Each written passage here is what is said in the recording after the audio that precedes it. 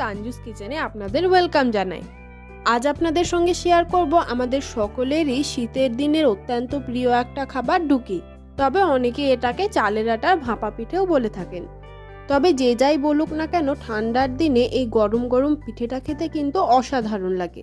তবে এই পিঠেটার ঠিকঠাক প্রসেস না জানা থাকলে ভাপানোর পর পিঠেটা অনেকটাই শক্ত হয়ে যেতে পারে অথবা ভেঙে যেতে পারে, এবং এই আটার মধ্যে জলের পরিমাণ কম হয়ে গেলে কিন্তু পিঠেটা অনেক সময় শুকনো শুকনো লাগে। তাই একদম পারফেক্টভাবে এই পিঠেটা বানাতে হলে আমার ভিডিওটি স্কিপ না করে সম্পূর্ণটাই দেখতে থাকুন, কারণ এই ভিডিওর মধ্যেই থাকবে কিছু ঘরোয়া টিপস যা এই পিঠেটা পারফেক্ট বানাতে আপনাদের খুবই সাহায্য করবে। তো চলুন দেখে নিই এটি বানাতে আমাদের কোন কোন উপকরণটি প্রয়োজন হচ্ছে। এটা বানানোর জন্য আমি নিয়েছি 5 কাপ চালের আটা, 3 কাপ জল ও পরিমাণ মতো লবণ। ধুকির জন্য যে চালের আটাটা ব্যবহার করা হয় সেটা কিন্তু খুব বেশি মিহি থাকে না, হালকা একটু দানা দানা থাকে। তবে আপনাদের সুবিধার্থে আমি চালের আটার রেসিপিটাও আপনাদের সঙ্গে শেয়ার করে দেব, যাতে আপনারা খুব সহজেই এই ধুকির চালের আটাটাও বাড়িতেই তৈরি করে নিতে পারবেন। এখানে আপনাদের কাছে একটা ছোট্ট অনুরোধ, যারা নতুন বন্ধু হয়ে আমার ভিডিওটি দেখছেন অবশ্যই আমার ভিডিওটিতে একটি লাইক দিয়ে চ্যানেলটি সাবস্ক্রাইব করে নেবেন এবং পাশে থাকা বেল আইকনটি প্রেস করে অল নোটিফিকেশন অন করে দেবেন আমার পরবর্তী ভিডিওর নোটিফিকেশন সব থেকে আগে পাওয়ার জন্য। এখন আমি এই আটার মধ্যেই দিয়ে দেব পরিমাণ মতো লবণ। আমি এখানে 4 চামচের হাফ চামচ লবণ নিয়েছিলাম, তবে পুরো লবণটাও দিইনি, একটু লবণ কিন্তু রেখেই দিয়েছি, কারণ চাল থেকে আটা বানানোর সময় চালের মধ্যেও যেহেতু লবণ দেওয়া হয় তাই লবণটা একটু মাপ করেই দিতে হবে। এখন এই আটাটার মধ্যে অল্প অল্প করে জলটা দিয়ে খুব ভালোভাবে একটা মিশ্রণ বানিয়ে নিতে হবে।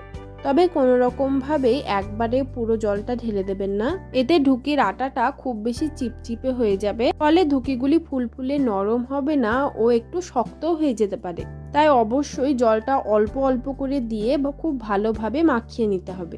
আমি এখানে জলটা যেহেতু মেপেই নিয়েছিলাম, তবুও কিন্তু আমি জলটা অল্প অল্প করে এর মধ্যে দিয়ে দিচ্ছি। এখানে আমি 5 কাপ আটাতে 3 কাপ জল দিলেও আপনাদের কিন্তু জলের পরিমাণটা কমও লাগতে পারে, এবং কোনো রকমভাবে যদি এই মিশ্রণটার মধ্যে জলের পরিমাণটা একটু বেশি হয়ে যায় সেক্ষেত্রে আপনারা আরও একটু আটা অ্যাড করে দিতে পারবেন। এই রেসিপিটা ছাড়াও আমার চ্যানেলে আরও অনেক ঘরোয়া ও আধুনিক রান্নার রেসিপি রয়েছে, আপনারা অবশ্যই সেগুলো একবার ভিজিট করে নেবেন। এখন এই মিশ্রণটা একদম রেডি হয়ে গিয়েছে, দেখতেই পাচ্ছেন হাতের মধ্যে খুব সুন্দর মুঠো হচ্ছে এবং মুঠোটা নিমেষের মধ্যেই ঝুরি হয়ে যাচ্ছে। এই আটাটা এবার ঢাকা দিয়ে 10 থেকে 15 মিনিটের জন্য রেস্টে রেখে দিতে হবে। এখন ধুকিটা স্টিম করার জন্য অথবা ভাপিয়ে নেওয়ার জন্য গ্যাসের উনুনে ছোট্ট একটা কলস বা কলসি চাপিয়ে দিয়েছি। আপনারাও অবশ্যই এরকমই কোনো একটা পাত্র ব্যবহার করার চেষ্টা করবেন ধুকিগুলো ভাপিয়ে নেওয়ার জন্য বা স্টিম করে নেওয়ার জন্য। তবে আপনাদের অন্য কোনো রকম পদ্ধতি জানা থাকলেও সেরকমভাবেও ধুকিগুলো ভাপিয়ে নিতে পারেন। এখানে 5 কাপ জল দিয়েছিলাম, তবে আপনাদেরও 5 কাপ জল লাগবে সেটা নাও হতে পারে। আপনারা এই ঘড়াটার অর্ধেকের থেকে একটু কম জল দিয়ে দেবেন, কারণ খুব বেশি জল দিলে জলটা যখন ফুটে আসবে তখন ধুকিগুলোর মধ্যে জলের ছিটা লাগবে, ধুকিগুলোর টেস্টও খারাপ হয়ে যাবে এবং ধুকিগুলো শক্তও হয়ে যেতে পারে। আটাটা খুব ভালোভাবে মিহি করে চেলে নেওয়ার জন্য আমি এরকম একটা ছিদ্রযুক্ত পাত্র নিয়ে নিয়েছি।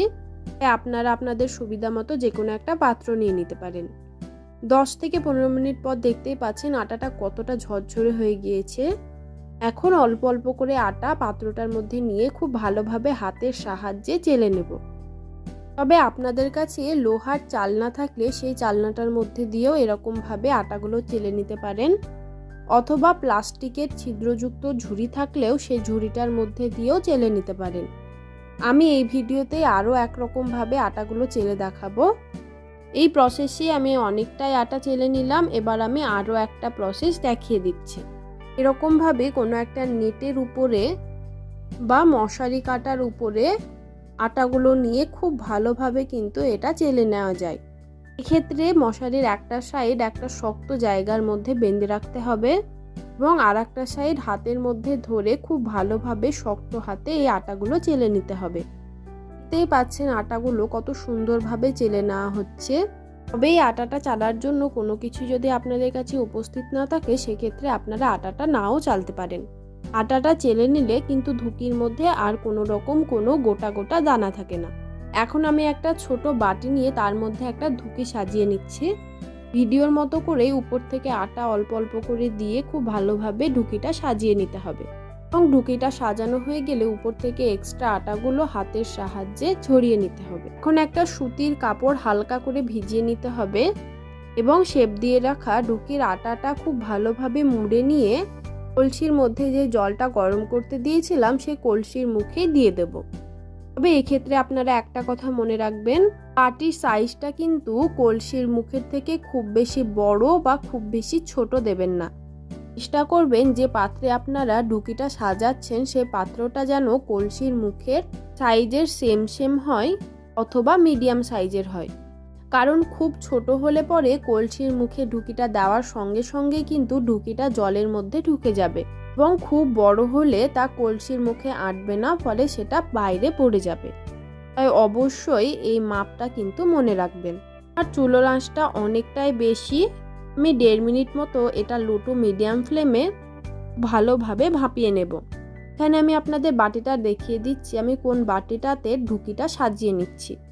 আমি এই বাটিটা কিন্তু মাপ করেই নিয়েছিলাম। এখন আমি আপনাদের আরও একটা ঢুকি সাজিয়ে দেখাচ্ছি। বাটিটার মধ্যে আমি অল্প একটু শুকনো আটা মাখিয়ে নিলাম, এতে ঢুকিটা খুব মসৃণ হবে। এবার আমি একই প্রসেসে আরও একটা ঢুকি সাজিয়ে নিচ্ছি। ঢুকিটা শেপ দিতে দিতে আমি গ্যাসের উনুনে যে ঢুকিটা চাপিয়ে রেখেছিলাম সেটা রেডি হয়ে যাবে।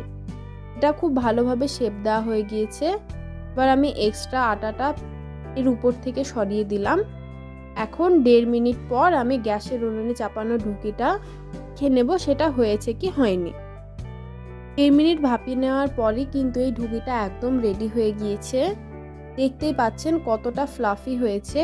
এরকমভাবে হাতের সাহায্যে একটু দেখে নেবেন, যদি ঢুকিটা বাউন্স খেয়ে উঠছে সেক্ষেত্রে কিন্তু ঢুকিটা একদম পারফেক্ট হয়েছে। এই পর্যায়ে কিন্তু আপনারা ঢুকিটা তুলে রেখে দেবেন। এখন আমি আরও একটা ঢুকি এর মধ্যে দিয়ে দেব। এই একই প্রসেসে আমি সমস্ত ঢুকিগুলো রেডি করে নেব। ঢুকিগুলো ভাপিয়ে নেওয়ার পর যেহেতু অনেকটাই গরম থাকে, তাই আমি একটা বড় পাত্রের মধ্যে একটা সুতির কাপড় বিছিয়ে দিয়েছিলাম এবং ওই কাপড়টার মধ্যে গরম গরম ঢুকিগুলো রেখে আবারও ওই কাপড়টা দিয়ে ঢেকে দিতে হবে। তে ঢুকির মধ্যে থাকা গরম ভাপের ফলে যে বাষ্পটা তৈরি হবে সেটা ওই সুতির কাপড়ের মধ্যেই টেনে নেবে। তাই অবশ্যই এই ছোট ছোট টিপসগুলো ফলো করেই কিন্তু আপনারা এই ঢুকিটা বানিয়ে নেবেন। এবং আপনারা যদি একদম গরম গরম ঢুকি সার্ভ করেন সেক্ষেত্রে কিন্তু এই প্রসেসটার আর প্রয়োজন হবে না। এখন আমার আরও একটা ঢুকিও রেডি হয়ে গিয়েছে, এটাও কিন্তু আমি ওই পাত্রটার মধ্যেই রেখে দেব। এই একই প্রসেসে আমি বাকি ঢুকিগুলোও রেডি করে নেব। এখানে আমি চায়ের কাপের 5 কাপ আটা নিয়েছিলাম, সেখান থেকে আমার মিডিয়াম সাইজের 8টি ঢুকি হয়েছে। এই ঢুকিগুলো গরম গরম 3টে খাওয়া হয়ে গেছিল, তবে বাকি 5টা থেকেই গেছিল। সেই ঢুকিগুলো দিয়ে কিন্তু আমি আরও অন্য একটা রেসিপি রেডি করে নিয়েছি, সেটাও আমি খুব শীঘ্রই আপনাদের সঙ্গে শেয়ার করে দেব। এখন আমি এই রেডি করা ঢুকিগুলো খুব সুন্দরভাবে প্লেটে সার্ভ করে দিলাম চিকেন কষা দিয়ে। তবে চিকেন কষা রেসিপিটা আমি অনেক আগে আপনাদের সঙ্গে শেয়ার করে দিয়েছি, ভিডিওর উপরে লিংক দিয়ে দেবো, আপনারা সেখান থেকে দেখে নিতে পারবেন। এখন আমি আপনাদেরকে ঢুকিটা ভেঙে দেখাচ্ছি। দেখতেই পাচ্ছেন কতটা স্পঞ্জি ও সফট হয়েছে এবং ভিতরেও কিন্তু কোনো কাঁচা ভাব নেই। আশা করছি এই ভিডিওটা ফলো করে রান্না করলে আপনাদের কোনো অসুবিধা হবে না। রেসিপিটি ভালো লেগে থাকলে অবশ্যই লাইক, শেয়ার ও কমেন্ট করে দেবেন এবং আমার চ্যানেলটি সাবস্ক্রাইব করতে ভুলবেন না কিন্তু।